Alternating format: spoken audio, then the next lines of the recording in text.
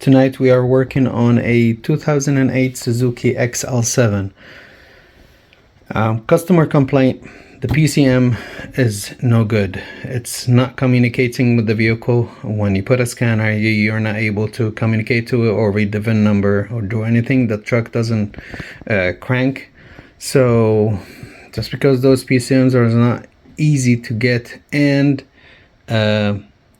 they are not easy to program. It's a Suzuki. Yeah, you can take it to the dealer, but I'm not sure dealers nowadays want to deal with a 2007 Suzuki when it has to go to a GM dealer. By the way, this is a GM vehicle. Anyways, so what I did, before opening the module, I did a couple of things. I hooked up to the module from here, just like in the car, and I used my Go Diag. Reading the diagram, I was able to locate the pins that I need to probe to. I used this bench harness, and I was able to confirm that it's not talking. The vehicle were not able to talk to the PCM. So since I confirmed the concern, by the way, this vehicle, I didn't work on it, so this PCM was given to me. It was delivered to me. It's not something that I diag. So after confirming the customer concern, I went ahead and opened the PCM, and I did a little visual inspection, and it didn't take me long to find probably the reason why this PCM is talking. This is not talking, sorry. This is definitely not good. We have to fix this leg. You see how it's broken?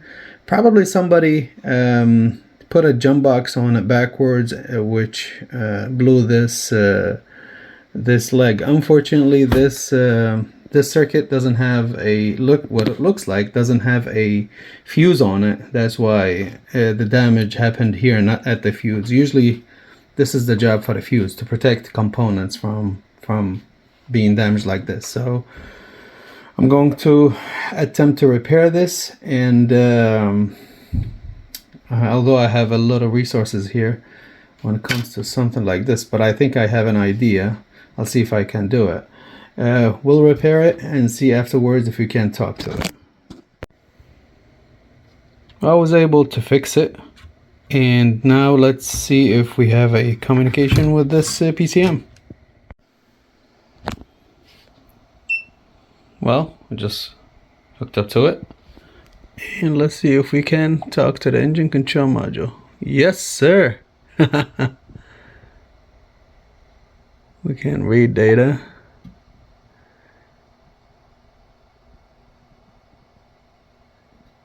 Okay. So let's go back out and see if we can read the VIN number now. Earlier I had to put it manually, but let's see if auto detect will do it. Sometimes the auto, oh well, how you go, you don't have to. It detected the VIN number right away. So 7729, let's see if it is.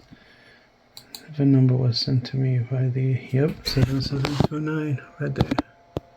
Focus 7729. Here's it.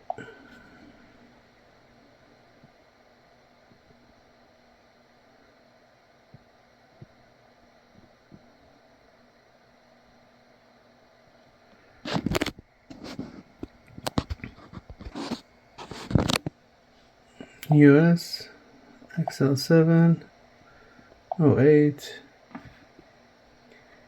and not 4x4, or is it? It doesn't matter. It is 4x4, but it doesn't matter. What we need is go to the engine control module, and we are in live data, engine. There we go. So as you guys saw, we're able to resurrect this PCM, although the damage wasn't bad and it was obvious, but I'm glad that it didn't extend to the board or damage any components.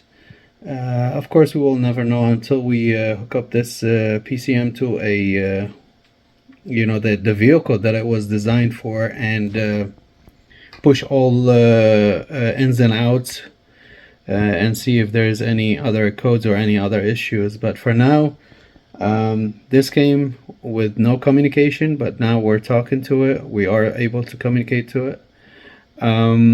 If you guys have any question, if you have any similar case, similar situation, contact us. We'll be glad to help you out. Have a good night. Here's the vehicle, and we're about to plug it and see if it's gonna work. Here we go, moment of truth. Battery is dead, so I had to put a jump box on it.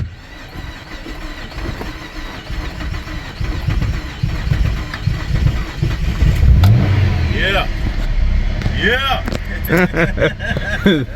The owner is happy. Yeah. You know what I'm talking about. It is sparkle minute. As much as money is good, but the smile and the happiness on their face is worth it also. Thank you guys for watching again, and if you have a similar case, similar issue, contact us. Do not hesitate.